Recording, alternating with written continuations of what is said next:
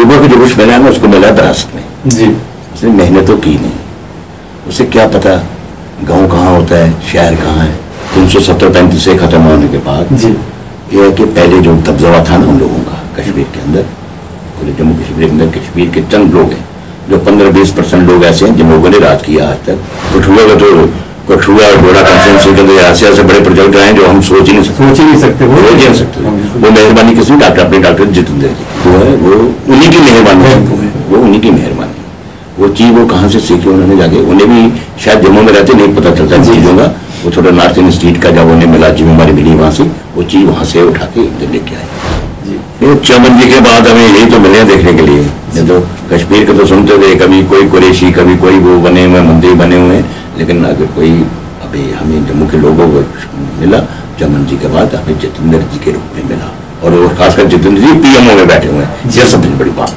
नमस्कार, PP news line के एक मुलाकात प्रोग्राम में आपका स्वागत है। मैं हूं दर्शपाल गुप्ता और आज हमारे साथ हैं सुखनंदन चौधरी जी। सुखनंदन चौधरी एक्स मिनिस्टर हैं जो, और भारतीय जनता पार्टी के वरिष्ठ नेता हैं। चौधरी साहब आपका बहुत बहुत स्वागत है। बहुत धन्यवाद। चौधरी साहब आपने मर्द से इलेक्शन लड़ते हैं, 2 बार आपने इलेक्शन भी जीता और मिनिस्टर भी रहे, और इस वक्त भारतीय जनता पार्टी के एक वरिष्ठ नेता हैं। इसके साथ साथ आपके पास पंचायती राज की भी है, उसका भी आप कन्वीनियर है। शुरुआत हम मर्द से करते हैं क्योंकि वो आपकी कॉन्स्टिट्यूंसी है, हम बहुत डेवलपमेंट आपने करवाई है, कुछ हमें उस कॉन्स्टिट्यूंसी के बारे में बताएं। सर कॉन्स्टिट्यूंसी के बारे में आपने मुझसे क्या बताऊँ, वो तो आप खुद जाके देख सकते हैं जी। शायद आपके कई जन आपके वो लड़के रखे हों कि रखे भी हैं उधर, तो मैं अगर बोलूँगा अच्छा नहीं लगेगा जी। बेहतर है कि कहीं आप अपना टूर करो, मेरा तभी वाला एरिया वहाँ पे जाओ, मड़का एरिया वहाँ पे जाओ, चिड़ी वाला एरिया है वहाँ पे जाओ। चिड़ी एक ऐसा देवस्थान है जहाँ हजारों की तादाद में लोग साल में एक बार तो क्या जिस दिन 10 दिन मेला लगा रहता है। पुष्करनाथ मेला जो नॉर्थ इंडियन का सबसे बड़ा मेला है, उसके बाद दूसरा मेला अपना चिड़ी है जी। यहाँ पे हजारों की तादाद में जनता बाहर से आती है, यूपी से महाराष्ट्र से पूरे हिंदुस्तान से लोग आते हैं। तो आप जाके खुद देख सकते हैं कि वहाँ पे क्या हुआ है, लेकिन वो मेरी देन नहीं है, वो सब मेरी पब्लिक की मेरी जनता की देन है। एक उनका आशीर्वाद मेरे साथ है, तो मैं सब उनकी मेहरबानी से उनके आशीर्वाद से सब काम करवाता हूँ अपने एरिया के अंदर। चौधरी साहब, चूंकि आपका भारतीय जनता पार्टी में कद बहुत ऊंचा है, बहुत वरिष्ठ नेता हैं आप, हमने मर्द से शुरुआत इसलिए की थी चूंकि आपकी वो कर्म भूमि है, आपने अपना कैरियर वहाँ से स्टार्ट किया है, और इससे पहले आपके पिताजी भी वहाँ सरपंच थे, इसलिए मर्द की शुरुआत करना बहुत जरूरी था, क्योंकि उसके साथ आपके बहुत पुराने और अभी भी संबंध है और भविष्य में भी रहेंगे। चूंकि आप एक राज्य के नहीं, मैं तो कहूँगा कि राष्ट्रीय स्तर के नेता हैं आप भारतीय जनता पार्टी के, इसलिए मैं कुछ ऐसी बातें आपसे जानना चाहूँगा जो उस राज्य के लिए बहुत जरूरी है। सबसे पहले मैं आपसे ये जानना चाहूँगा कि हाल ही में नहीं सर, जो पहले आपने मर की बात की ना, मेरी कर्मभूमि नहीं, मेरा जन्म स्थान मैं वहीं से हूँ जी। बहुत बढ़िया। तो ये बात है कि हम ये नहीं कि 47 के हम बाहर से कहीं आए हुए हैं, हमारी जन्मस्थली वही है। मुझे यहाँ तक पता है मेरे परदादा दादा दादा परदादा आगे चरदादा के आगे तो मुझे पता नहीं है, लेकिन दादा तक तो मैं जानता हूँ। जी जी जी। मेरे पिताजी भी वहीं हैं, वहीं हम खेती बाड़ी करते हैं और खेतों में काम आप भी करते हैं, आज भी करते हैं। और मैं जब से MLA बना हूँ तब से मैंने अपना घर भी नहीं छोड़ा, यानी अपना मड़ नहीं छोड़ा। बिल्कुल बिल्कुल। अगर मैं मड़ में हूँ तो मेरी वजह से मेरे लोगों को सब सहूलतें मिलती जी। तो मैं मंत्री रहा तब भी मैंने नहीं घर छोड़ा। बिल्कुल सही बात। अगर मैं जम्मू में होता हूँ तो रात को मैंने घर ही सोना है, कि मैं चाहता हूँ कि मेरे लोग वहीं मुझे मिले। ये लोग तो दातन करते सुबह सुबह मेरे पास आ जाते हैं। जी जी। लोगों को यही लगता है कि हम में से हैं हमारे नेता, और बड़ी एक आसान अप्रोच है आज के युग में। चूंकि अप्रोच क्या भैया, बात यह है कि आज मैं जो कुछ होना जी जी उन्हीं लोगों की बदौलत। जिस दिन उन लोगों को भूल रहा हूँ ना, समझो मैं अपने आप को भूल गया। चौधरी साहब, आपने एक ऐसी बात कह दी है, चूंकि मेरा प्रश्न वहीं का वही रहा अभी, लेकिन एक ऐसी बात कही, जब से यहाँ पे 370 और 35 से हटा है, LG की हुकूमत है, सबसे मुश्किल जो लोगों को आ रही है इसी बात की है कि नेताओं को अप्रोच कैसे किया जाए। सेक्रेटरीट में वो जा नहीं सकते, किसी ऑफिसर्स को मिल नहीं सकते, नेता अब सामने नहीं इतने आ रहे जितने आना चाहिए। एक आप ही हैं जो आज जैसा आपने कहा दातुन करते हो लोग घर में आते हैं, और अक्सर सेक्रेटरीट में अभी आपको देखते रहते हैं, आप जाते रहते हैं। यही एक वजह है कि आप लोगों के लोकप्रिय नेता बन रहे हैं? भैया आज कुछ ऐसे है जी भाई साहब, आज कुछ जो हमारे ब्यूरोक्रेट ना वो भी कहने लगे हैं जी कि क्योंकि वो जवाब दे रहे हैं, हमें लोगों को जवाब देना पड़ता है, वो लोग जवाब देंगे, उन्हें क्या करेगा, कोई सस्पेंड कर देगा, 2 गाली निकाल लेगा, यही होगा ना। इसके आगे उनको कोई जवाब देनी है, वो किसी की वो नहीं है जवाब देनी है। तो हम जनता की जवाब दें, हमें जनता ने चुन के भेजा। तो इसलिए हर आदमी अपना उस नहीं कर सकता, हर आदमी ऑफिसर के पास नहीं जा सकता। ऐसा नहीं है कि काम नहीं हो रहे हैं, काम हो रहे हैं, लेकिन छोटे छोटे काम जो रहते हैं ना वो इलेक्टेड आदमी लोगों से जुड़ा रहता है, उन्हीं की बदौलत होते हैं, क्योंकि हर आदमी अप्रोच नहीं कर सकता। नहीं तो एलजी साहब अच्छा काम देख रहे हैं, यानी हर जगह पे जा रहे हैं, छोटे छोटे कॉर्नर पे जा रहे हैं। पीछे हमने देखा 3-4 दिन पहले बसोड़ी के अंदर गए हुए थे। लेकिन एक गरीब आदमी, एक छोटा आदमी, जैसे मेरे गाँव का गुट के बॉर्डर से आएगा जी जी, तो बड़ी मुश्किल है कि किसी अफसर के पास को जा सकेगा। तो इसलिए बस यही फर्क है। बिल्कुल सही कहा। आपकी अप्रोच, जैसे हाल ही में आपने एक प्रेस कॉन्फ्रेंस की, तो पुलिस में भर्ती हो रहे थे बच्चियां, उनके लिए बात कही, उनके लिए पीआरसी मांग रहे थे, तो आपने अप्रोच की, उन्होंने आपके पास अप्रोच की, आपने एलजी के पास अप्रोच की, और मुझे लगता है उसका भी हल निकल ही गया होगा। विद इन उनके इंटरव्यू से पहले उनका हल निकल जाएगा। बिल्कुल, जिससे मैंने प्रेस कॉन्फ्रेंस की उस दिन पहले मेरे पास कुछ बच्चियां आई थी, कुछ तो मेरे पढ़ की बच्चियां थी, कुछ खौड़ की थी, कुछ आरसपुरा की थी। बाद में मुझे फ़ोन भी कर रही बच्चियां वो, यानी यहाँ तक कि उधमपुर से कुछ सुधमादेव से भी बच्चियों ने मुझे फ़ोन किए कि भाई अच्छा है अंकल, आपने हमारा मसला उठाया। मैंने कहा ये मेरा मसला नहीं है, ये आपका मसला नहीं है, ये हम सबका मसला है। पर्टिकुलर मैं अपने मर्द के लिए बात नहीं कर रहा, मैंने जनरल बात की, और मैंने कश्मीर की बात की। उसके बीच में 10 चले आए, 5 जम्मू से और 5 कश्मीर से। 5 कश्मीर, 3 जम्मू से और 3 कश्मीर से, और 2 ले वाले, ले और कारगिल। मैंने सबकी बातें की। वहाँ पे 2 बटालियन जो बननी है वो पूरे जम्मू कश्मीर से बननी है। मैंने पूरे बॉर्डर की बात की, और फिर प्रेस कॉन्फ्रेंस करने के बाद मेरी एलजी साहब से बात भी होगी उनके ऊपर। 1 बजे मेरी प्रेस कॉन्फ्रेंस थी, 3 बजे मेरी एलजी साहब से बात भी होगी। एलजी साहब ने कहा मुझे रिटर्न में सब कुछ भेज देना, मैं बाहर जा रहा हूँ, 2-3 दिन के बाद आऊँगा और ये इस मसले भी हल हो जाएगा। और आज भी मेरी बात हुई, जो इसके चेयरमैन है वैसे दानिश राणा जी, इसके चेयरमैन, पहले भी बात हुई, आज फिर बात हुई। आज मुझे सुबह सुबह वहाँ पे अपने होम कमिश्नर में से काव्या जी, उनका भी एक मैसेज आया, भाई अपनी जो आपने प्रेस कॉन्फ्रेंस की उसके लिंक भेजो। तो मैंने वो लिंक भी भेजा, जो मसला मैंने, जो उनकी कोई भी डिमांड थी जो मैंने एलजी साहब से उठाई थी, वो भी मैंने उनको भेज दिया। और अभी मुझे राणा साहब कह रहे हैं कि मसला 1-2 दिन में हल हो जाए। बिल्कुल सही बात है। तो जैसा मैंने कहा कि चूँकि आपका स्तर बहुत ऊंचा है, तो मैं राज्य स्तर की बात आपसे कुछ करना चाहूँगा कि इस वक्त महबूबा मुफ्ती ने एक स्टेटमेंट दी है तालिबान के हक में कश्मीर, बड़ी दुखदायी स्टेटमेंट है, उसके बारे में आप कहेंगे? महबूबा को जो कुछ मिला है ना, उसको मिला है विरासत में जी।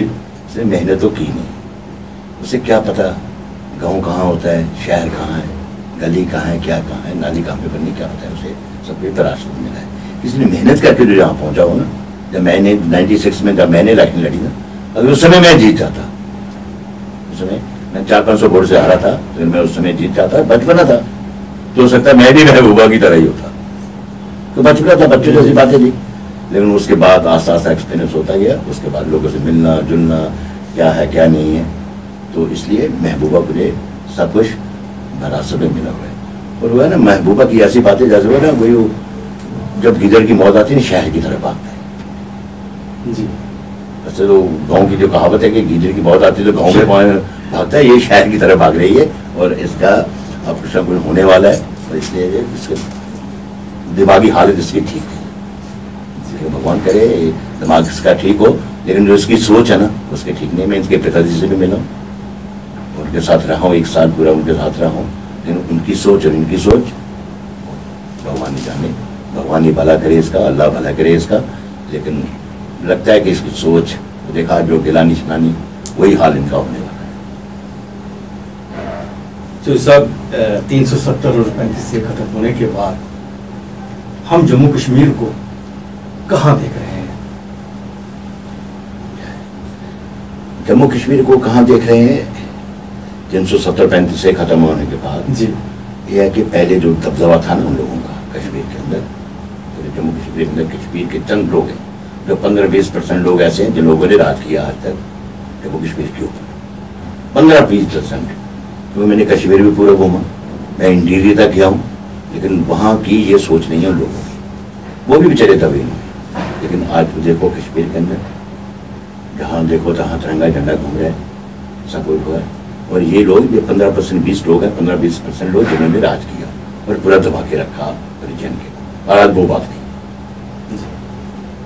और 370 टूटने के बाद जो हमारी डेवलपमेंट की बात करते हैं, जैसे हमारे 4 लेन बन रही है, सब कुछ बन रहा है, हमारे में क्या नाम है, मेट्रो का प्रोजेक्ट भी आने वाला है। वो देखो जो अपना क्या नाम है, ले का जो टनल सब वो चीज़ें जो रुकी हुई थी ना। मैं एक एग्जांपल दूं, एक हमारा पुल था अखनूर का जी, अखनूर का पुल, जिसको परवाल एरिया को उसने खौर से जोड़ना था। मैं उस पुल की बात करूं, हमारी गवर्नमेंट भी बनी थी, फिर भी लोग ब्यूरोक्रेसी की बात करूं या उन पॉलिटिकल लोगों की बात करूं जिन्होंने इसको इनको सिरे नहीं चलने दे रहे थे। आज उसके पिलर वगैरह बन गए हैं, लेकिन 220 करोड़ रुपये सेंटर से पैसा भी मिला हुआ था, लेकिन फिर भी वो इस काम को नहीं आगे चलने देते थे। ये उनकी सोच थी, उन लोगों का दबदबा था। चाहे हमारे लोग थे ना, कुछ भी लोग, ये भी उनके नीचे दबे हुए थे, इनकी भी हिम्मत नहीं थी बोलने की, क्योंकि मैं एग्रीकल्चर से जुड़ा हूँ।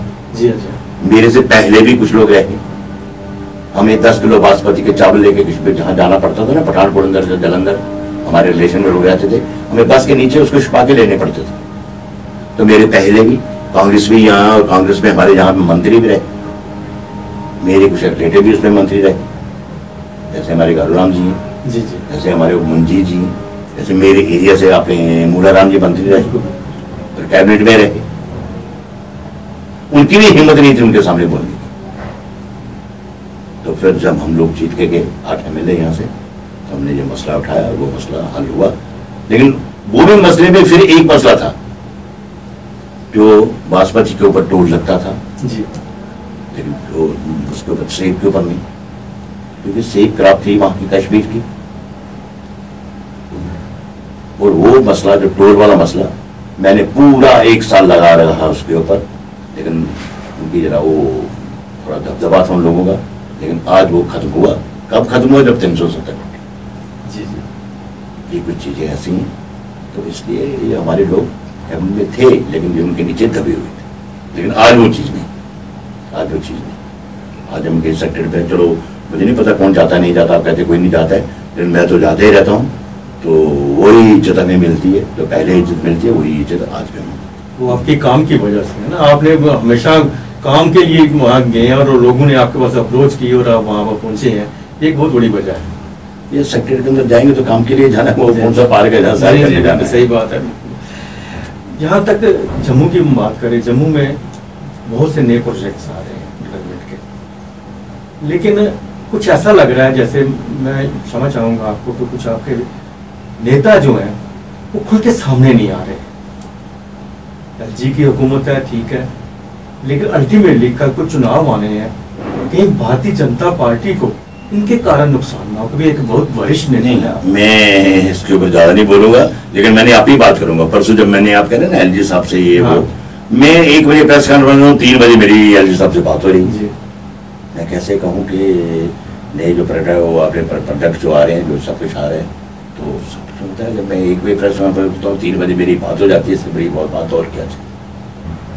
जबकि हम देखें, हमने कठुआ और डोडा कॉन्स्टिट्यूंसीज में वहाँ भी बड़े बड़े प्रोजेक्ट आ रहे हैं। नहीं, कठुआ का तो, कठुआ डोडा कॉन्स्टिट्यूंसी के अंदर ऐसे बड़े प्रोजेक्ट आए जो हम सोच ही नहीं सकते। वो सोच ही नहीं सकते। वो मेहरबानी किसने? अपने डॉक्टर जितेंद्र जी की, और उन्हें पूरी लगन से वो लोग काम कर रहे हैं उधर, और ऐसे ऐसे प्रोजेक्ट लेके आ रहे हैं। खासकर एग्रीकल्चर को वहाँ पे वो लगने वाला है, वो नए जो बीज तैयार होते हैं जी, उसका प्लांट वहाँ पे लगने वाला है कठुआ के अंदर। वो कभी हमने सोचा नहीं था। तो वो देन किसकी है? डॉक्टर जितेंद्र जी।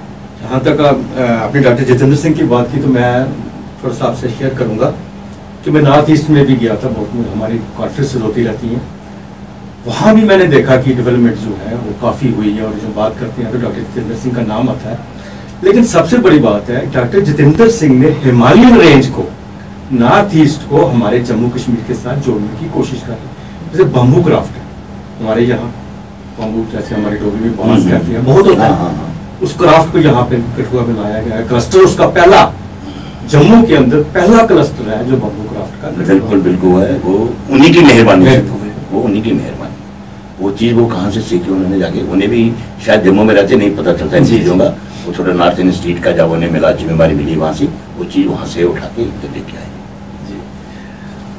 बाकी ठीक है, लोग कहते हैं जी डॉक्टर जितेंद्र जी नहीं मिलते हैं, भैया उनके पास खाली जम्मू कश्मीर की जिम्मेवारी नहीं है, ना आज जोड़ा की जिम्मेवारी है, ना आज मर की जम्मू की जिम्मेवारी है, पूरा हिंदुस्तान देखना, पीएमओ में बैठे हैं वो, पूरा हिंदुस्तान देखना। और हमें गर्व होना चाहिए कि हमारा जम्मू का एक ऐसा नेता जिसे मैं कहूंगा कि आप लोगों ने नेता बनाया, एक डॉक्टर से, वो सिर्फ राष्ट्रीय नहीं अंतरराष्ट्रीय स्तर, इंटरनेशनल लेवल पे फेम है उनकी। चमन जी के बाद हमें यही तो मिले हैं देखने के लिए, तो कश्मीर के तो सुनते थे, कभी कोई कुरैशी, कभी कोई वो बने हुए मंदिर बने हुए, लेकिन अगर कोई अभी हमें जम्मू के लोगों को मिला चमन जी के बाद, हमें जितेंद्र जी के रूप में मिला, और खासकर जितेंद्र जी पीएमओ में बैठे हुए हैं, ये सबसे बड़ी बात है। हम जैसे कि आपने जानते हैं कि 35 और 370 के बाद भारतीय जनता पार्टी ने जम्मू कश्मीर और लद्दाख को एक अलग यूटी दे दी है, लेकिन राज्य का दर्जा हमें दिया है और चुनाव करवाने, ये बात उन्होंने कही है। और साथ ये भी कहा था कि इस बार भारतीय जनता पार्टी का दावा है जम्मू के अंदर ही जम्मू का ही मुख्यमंत्री होगा, चीफ मिनिस्टर जम्मू का होगा। जब चीफ मिनिस्टर की हम बात करते हैं तो हमारे सामने क्या नजर आता है, चीफ मिनिस्टर जम्मू का कौन हो सकता है? हमें क्या नजर आता है, जो हमसे तो बड़े अक्लमंद लोग, बड़े सहने लोग बैठे हैं दिल्ली के अंदर, तो ऐसे ऐसे लोग उन्होंने चुटकी अपने पास पीएमओ हौसले में बिठा के रखा है, ऐसे थोड़े रखा है जी। तो मैं आगे नाम क्या लूँ, आप समझ गए होंगे। एक साफ छवि है, नेता है, काम कर रहे हैं, यही नहीं है। मैंने अगर उधमपुर से हम बात कर रहे हैं, टोटल कॉन्स्टिट्यूंसी कर रहे हैं, हमें तो लगता है कोई हमारा एमपी चाहे पीएमओ ऑफिस में नहीं, हमारा एमएलए है, हमारे एमएलए की तरह वो मिल रहे हैं, कर रहे हैं, ये हमारे लिए एक गर्व की बात है। एक प्रोजेक्ट आपका चल रहा है वो आपकी कॉन्स्टिट्यूंसी में ये करता है, जैसे अखनूर का जो 6 लेन का जो प्रोजेक्ट है, इसमें एक दिक्कत आ रही है कि जिन्होंने लोगों से जमीन ले ली है उन लोगों को अभी तक पेमेंट नहीं की। नहीं, 4 लेन वाली पेमेंट हो गई है। अच्छा, कुछ पेमेंट रहती है उसका, यानी एक इंस्टॉलमेंट सभी को मिल गई है 4 लेन वाली।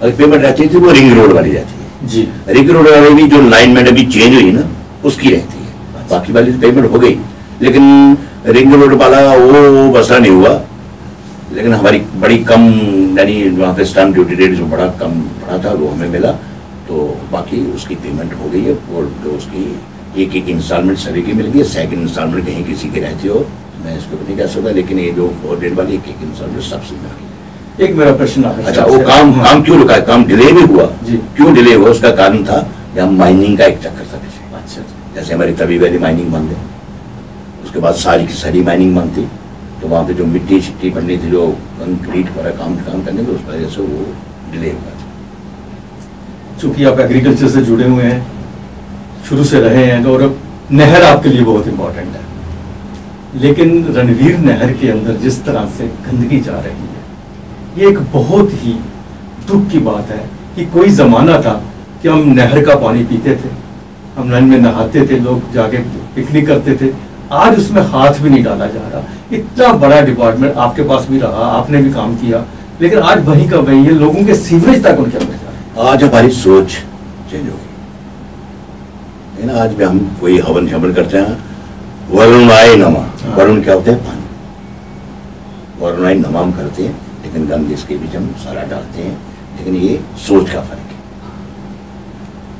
ये तब तक नहीं होगा जब तक हमारी सोच नहीं बदलेगी। गवर्नमेंट कुछ नहीं कर सकती इसके, क्योंकि इसको ये जो बड़ी कनाल है इसके अपेक्षा भी माइनर कनाल भी है, माइनर कनाल भी है, तो इस जब तक हमारी सोच नहीं बदलेगी। और पुराना जमाना था जब एक सोच थी, कहीं पानी की तरफ देख के हम थूकते तक नहीं थे जी, आज हम सब किस अंदर डाल रहे हैं, ये हमारी सोच चेंज हुई है। और अगर यही सोच अगर रही तो बड़ा मुश्किल होने वाली है, क्योंकि पानी का लेवल ही यहाँ पे कम होता जा रहा है। आज सारा कुछ पक्का हो गया है, सब कुछ पक्का कर दिया हम लोगों ने, तो ये हमें सोच बदलनी पड़ेगी, और सोच सभी बदलेगी जब इसके ऊपर लोगों के अंदर जागृत किया जाएगा, लोगों को जाके। अगर हम एक नहर के अगर एडवर्टाइज निकाल दें, किसी पेपर में डाल दें, गंद मत डालो नहरों के अंदर, तो लेकिन थोड़ा थोड़ा इसके बाद सख्ती भी करनी पड़ेगी जी।